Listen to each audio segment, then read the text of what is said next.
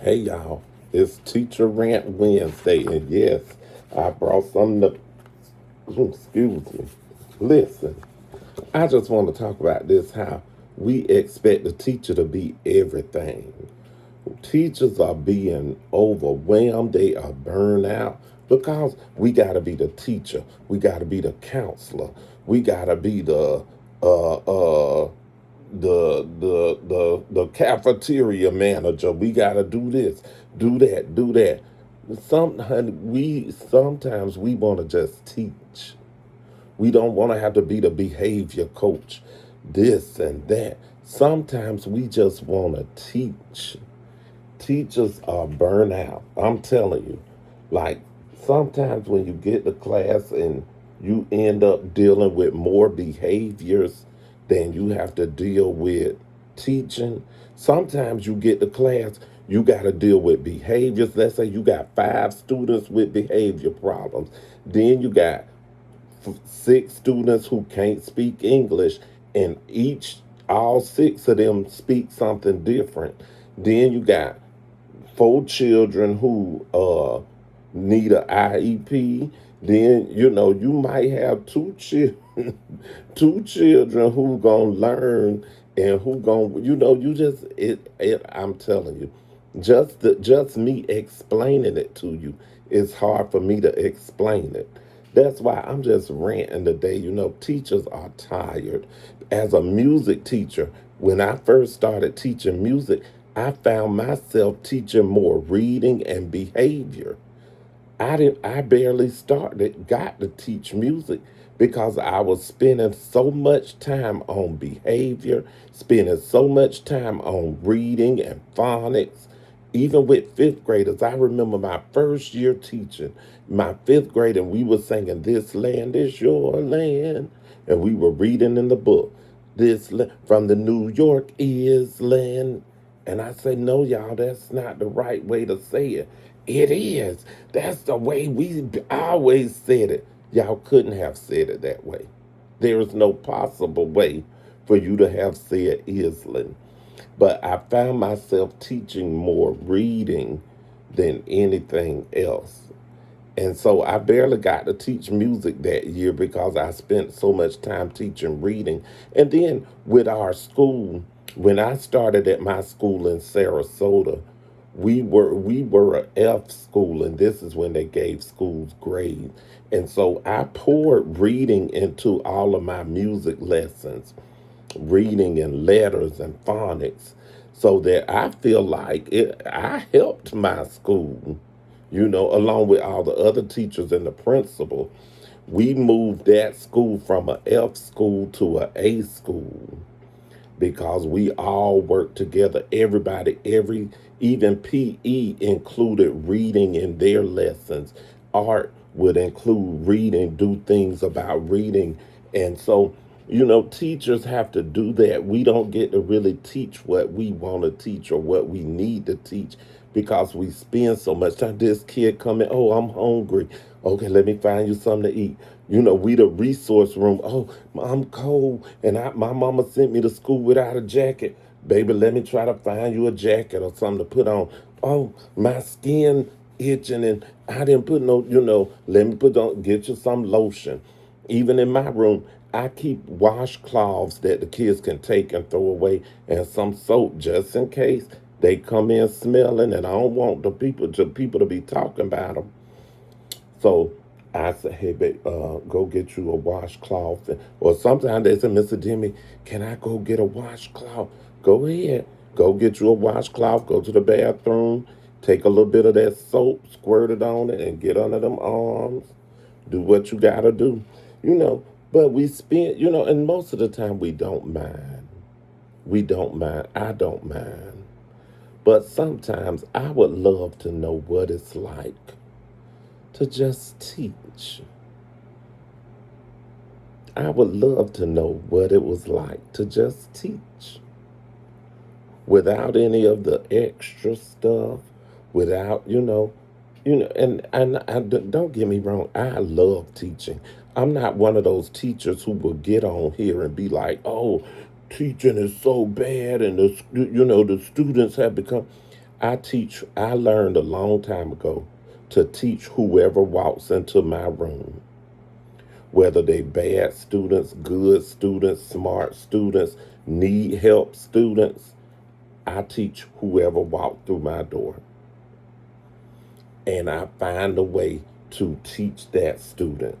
And so I'm not saying I'm tired of teaching. I love it. I can't even imagine myself doing anything different. However, I am saying it would be a little easier if we didn't have to spend so much time doing all of the other roles that teachers have to do. And teachers are burning out. That's why you see so many teachers on YouTube saying, oh, I'm leaving teaching. Oh, I'm quitting teaching. Oh, I'm tired of teaching. Oh, the children are this. Oh, the children are that. Because they burn out. They are burnt out. I remember before I moved to Kentucky, my last year in Florida, I felt like I was developing multiple personalities. Cause I mean, when and as a itinerant teacher or special area teacher, I see like 30 kids every hour on the hour. That's 30 different personalities every hour. That's 30 different problems and needs and things that we have to handle every hour on the hour. One day, I tell you, I had my mom. I say, Mama, come to school with me and volunteer. You can volunteer in the classroom. So the first class, Mama came in. Three students need help reading. I'm helping three. She was helping three. On the floor. Some was on the floor. Some was over here reading. So okay, Mama, help this person over here read. Now we gonna do this. Can you help them over there? And I help them. I'm gonna do this and I do that. Mama say the second class. Mama said, I'm gonna go get us some lunch. Baby, if you, I'm still waiting on that lunch.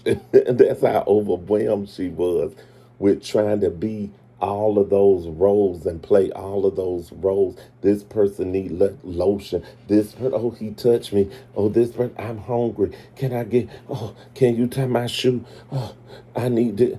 My this fell out my hair. My bow fell out my hair. Yes. That's why teachers are overwhelmed. So, but what I'm going to tell you, teachers, new teachers also, sometimes you got to just stop. And I know you want to get that lesson done. You want to do what you had planned. But sometimes you just got to stop. Take a breath. Handle whatever it is you can handle in the moment. Like sometimes I always say, have a video in your PowerPoint that a quick little 10-minute, no longer than 10-minute story or book, something fun that you know the kids are gonna like and watch. Like I watched the story I watched the most.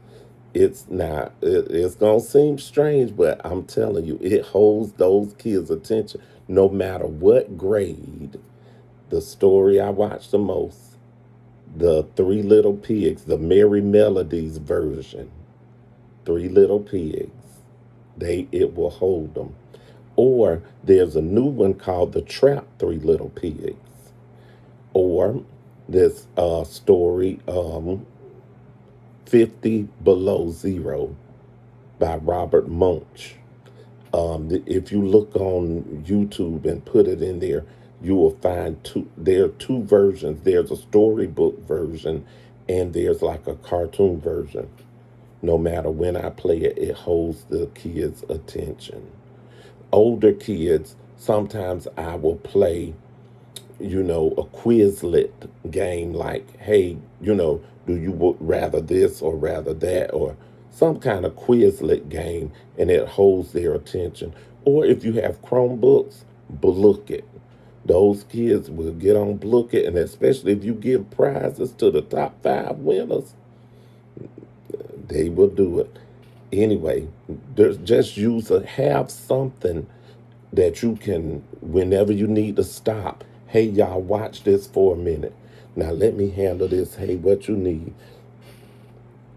Let me help you. Let me help you. Let me help you. Let me help you. Now, come back together.